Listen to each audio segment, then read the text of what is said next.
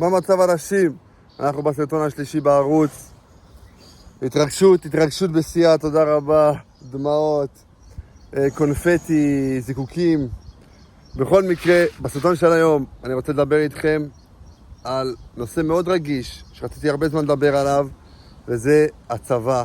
והאם לפי דעתי שווה להתגייס לצה"ל, ואם להיות קרבי או בכלל להיות יומיות או חמשושים. ומהניסיון האישי שלי, כי אני כבר סיימתי צבא לפני 2 ואם אני אוכל לעזור למישהו, אז זה אחלה. אז בואו נתחיל. אז כמו שאתם רואים, אני אראה לכם פה את הנושא שרשמתי. רשמתי 5 כללים שעזרו לי לסיים את הצבא וללכת בדרך שלי וליהנות מהשירות שלי. אני אספר לכם קצת מהשירות הצבאי שלי לפני שאני אתחיל, ואז אני אגיד לכם מה רשמתי ביומן. אני הייתי אמור להתגייס לתותחנים בהתחלה. מההתחלה לא זרם לי להיות קרבי, אבל אני אגיד לכם את האמת, פשוט לא זרם לי, מכל מיני סיבות. בהזדמנות אם מישהו רוצה לשמוע, אני אעשה את זה סרטון, אבל שורה תחתונה פשוט לא זרם לי. אז לא הלכתי לקרבי, אבל היה לי פרופיל קרבי וניסיתי להוריד אותו, וזה לא עבד. הצלחתי בכוח להוריד ל82, שזה עדיין פרופיל קרבי, אז הייתי סרבן. הייתי אמור להתגייס לתותחנים, ואז סירבתי, הייתי קצת במעצר, הייתי קצת בכלא, ואז הייתי אמור להיות שריון, גם שריון לא רציתי, הביאו לי כל מיני אופציות, תומך לחימה וכל מיני שטויות כאלה, אני רציתי יומיות, ובסוף, אחרי המעצר והכלא, הייתי ביומיות, קיבלתי את מה שרציתי, והייתי מכונאי רכב, הרבה לכלוך, הרבה גריז, וואלה, בסוף אמרתי, היה עדיף להיות קרבי, אבל זה מה שיצא.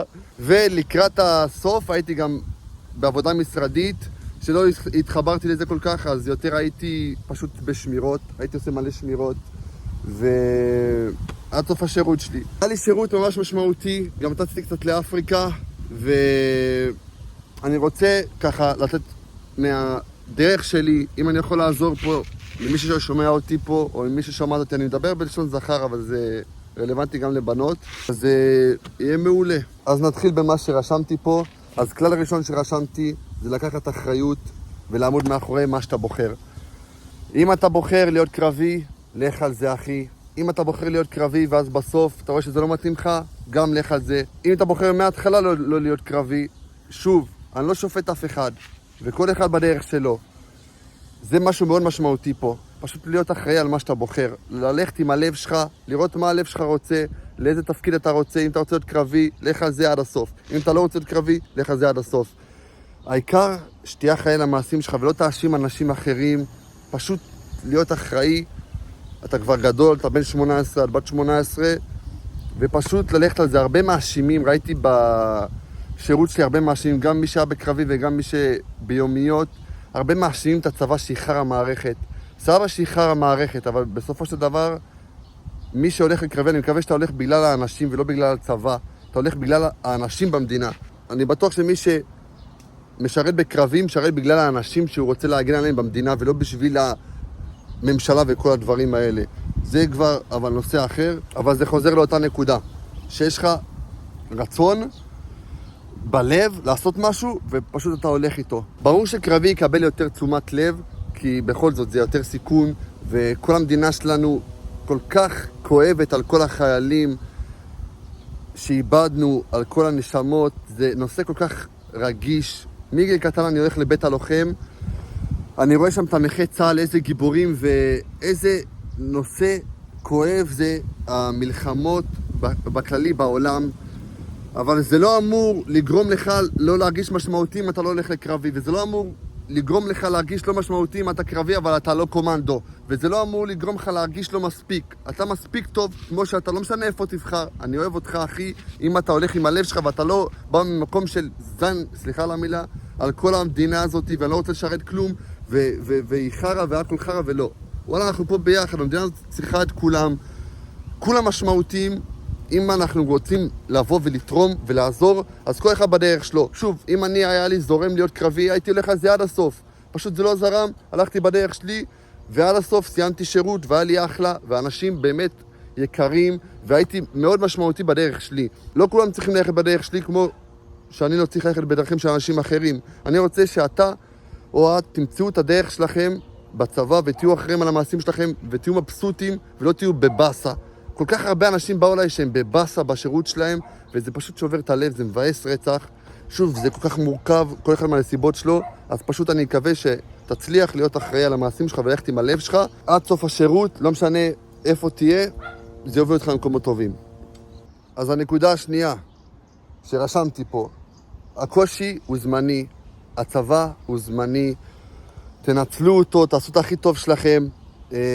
איך הולך המשפט? הקושי הוא זמני, הגאווה היא לנצח, אז פשוט, אם תלכו עם הלב שלכם עד הסוף, וגם אם זה קשה, תמשיכו ותמשיכו עד שתסיימו את כל הצבא, תהיו גאים בעצמכם על כל הזמן שעשיתם שם, וזה יהיה שווה את זה. אני רואה חברים שלי שסיימו קרבי, כמה הם גאים בעצמם על התקופה הזאת, אפילו שהם לא מבסוטים הרבה מהמערכת ומכל הסיטואציה הזאת שגרמה להם לסיים שירות, בסוף הם גאים בעצמם, וגם אני אישית מאוד גאה בעצמי על הדרך שעברתי ושסיימתי צבא. זה לא אומר שאתה לא צריך להיות מבסוט אם לא סיימת צבא, אבל מי שבקושי פשוט תנסה להחזיק שיניים עד שאתה מסיים אותו.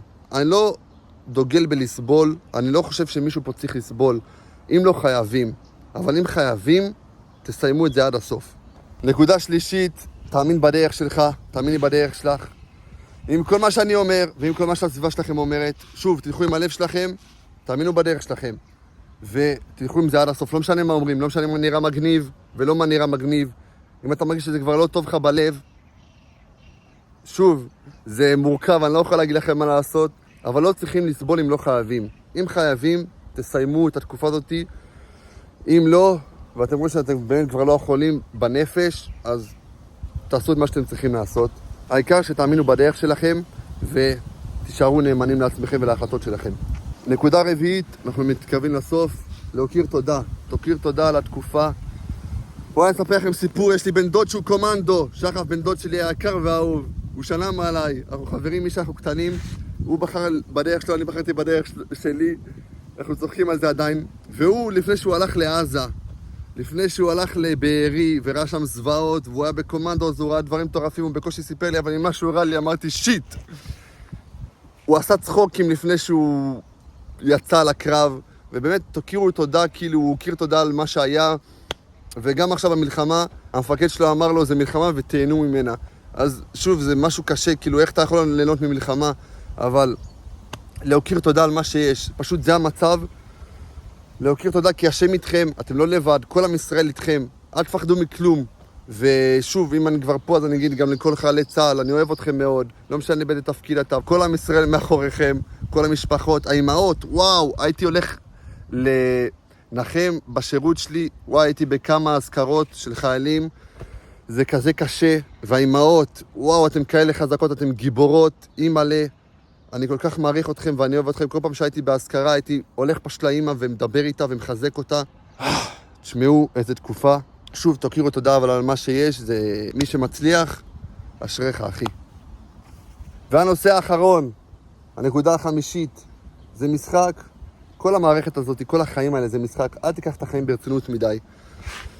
וואו, מי שמצליח לעשות את זה, באמת גם אשריך אחי, זה כזה קשה לראות את החיים בנקודת מבט של זה הכל משחק, יש פה שם למעלה, והוא זה שקובע את הדברים, אנחנו פשוט עושים את מה שאנחנו צריכים לעשות, כל אחד בדרך שלו, כל אחד בתפקיד שלו, הכל משחק, ופשוט שחק את המשחק הזה הכי טוב שאתה יכול, בדרך שלך, השם איתך והוא יהיה איתך, ותהיו חזקים עד הסוף.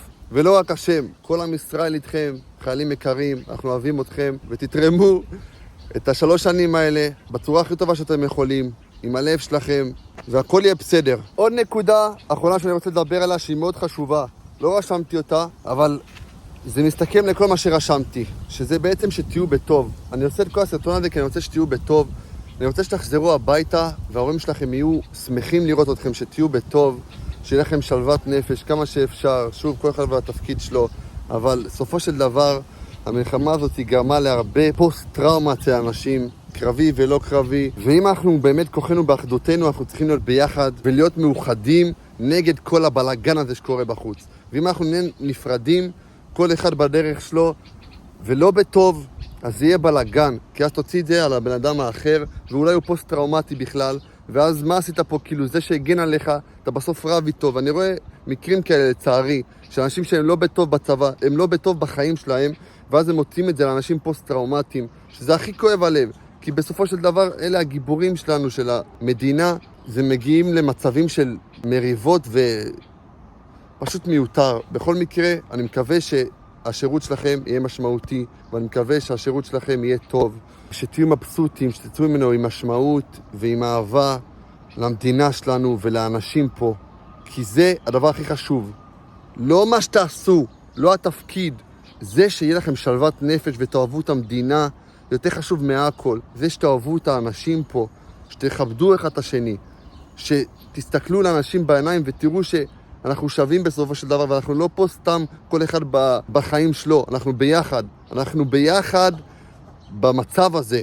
קרבי ולא קרבי, יהודי, ערבי, בסדר, אני עכשיו נכנס פה לנקודות זה, אבל הבנתם את הנקודה שלי, כי יש כל כך הרבה הפרדה בינינו, וזה בלגן, אנחנו צריכים להיות מאוחדים. כשאנחנו מאוחדים אי אפשר עלינו, עם ישראל וכל מי שחי פה במדינה. אם הוא רוצה שהמדינה הזאת תתפקד ושיהיה פה טוב, אנחנו צריכים להיות ביחד. אי אפשר כל אחד לחוד, אי אפשר. וזה רק יקרה עם אהבה, ושתהיה בטוב עם עצמך. וזה אחריות שלכם, זה אחריות של כל אחד ואחת פה שצופה, כולל אני. זה אחריות שלך להיות בטוב, זה אחריות שלך להיות בטוב. ואם זה יקרה, וואלה, עשיתי את שלי בסרטון הזה. תודה רבה שצפיתם, אנשים יקרים, שיהיה לכם שבוע טוב, שנזכה לראות את כל החטופים בעזרת השם חוזרים הביתה, ואת כל החטופות, ושהמלחמה הארורה הזאת תיגמר כבר, אמן, ואני אוהב אתכם, ושהכל יהיה בסדר כבר. איזה תקופה קשה היא מלא. אני מחזק את כל מי שרואה אותי, לא משנה אם אתה קרבי או לא, שוב, אני אומר את זה מלא, כי אני באמת אוהב אתכם, ואני רוצה שתהיו מבסוטים, וזה כזה קשה, וזה כזה מורכב, כי כל המדינה שלנו מורכבת, אבל מה לעשות, טופק חי, ושיהיה לכם שבוע טוב, אוהב אתכם, תודה שצפיתם, נתראה בסרטון הבא. בום!